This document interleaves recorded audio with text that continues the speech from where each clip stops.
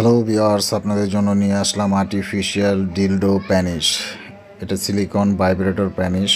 অনেকে আছেন hand penis চাচ্ছেন, তাদের জন্য আমরা নিয়ে আসলাম আর্টিফিশিয়াল হ্যান্ড প্যানিশ। খুবই সফট একটি প্রোডাক্ট।